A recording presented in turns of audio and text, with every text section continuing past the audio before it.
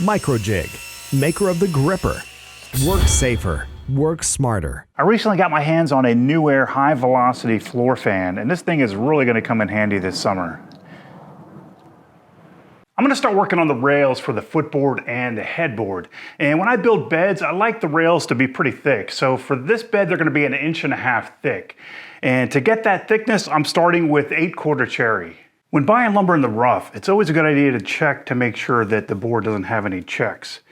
Now this one has a crack that runs from the end of the board up to around right here. So I'm going to cut this section off before I measure out for the rail.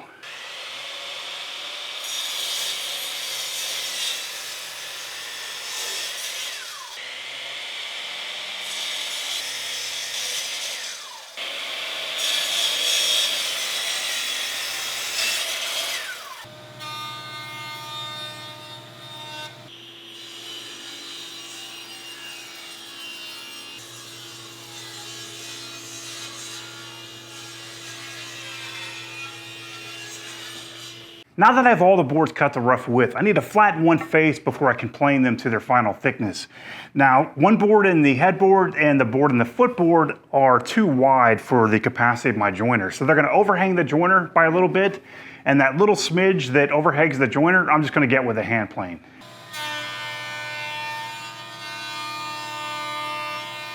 So after my first pass at the joiner, you can see where the joiner was hitting and where it wasn't because of the marks that I made on the board. So before I can take another pass, I need to get rid of this ribbon on the edge where the joiner wasn't able to get because the board is too wide. So in order to get this little section over here, I'm just going to use a hand plane.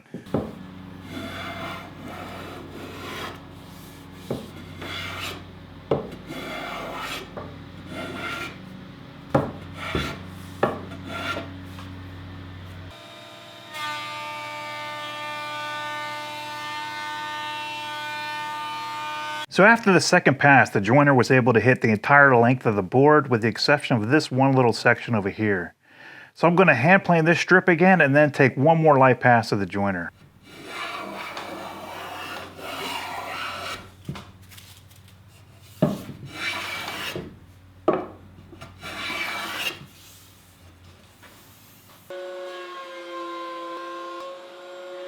I have all the rails dimensioned to thickness and width. Now I'm going to square one end, flip the board around, and cut them all to their final length.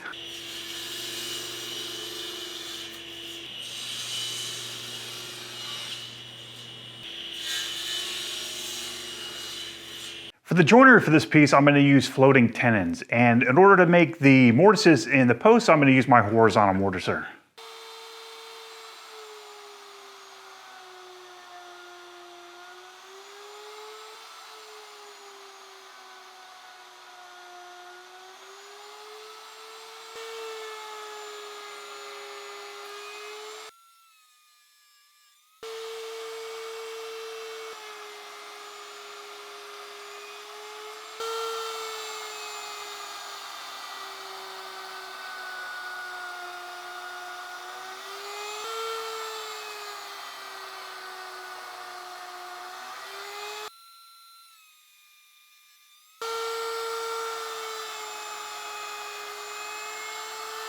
Both footboard posts are also going to receive 2 mortises for a split tenon.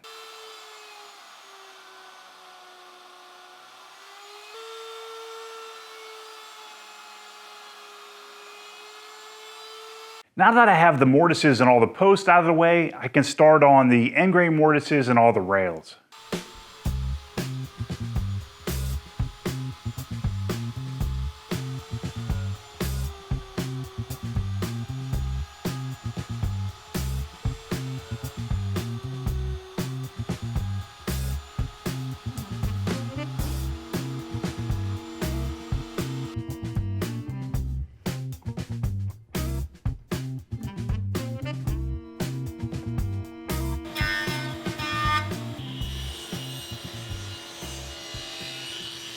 This material is going to make up the loose tenon stock. I'm going to put the freshly face jointed side against the resaw fence, and I'm going to resaw off a section that's a little bit over than 1/2 inch, and I'll fine tune the thickness at the planer, and then I'll take it to its final thickness at the drum sander.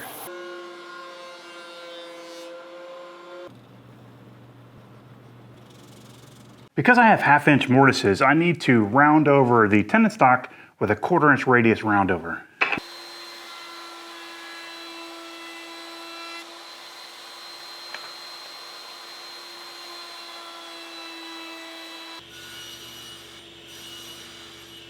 I only needed 2 of the wide tenons.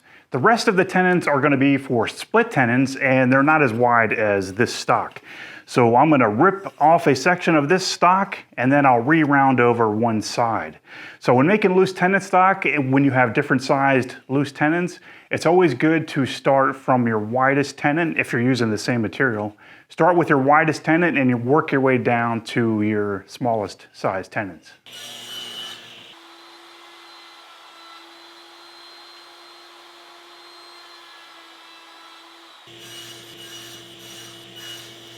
I temporarily assembled the headboard, and now I need to get the measurements for the stiles.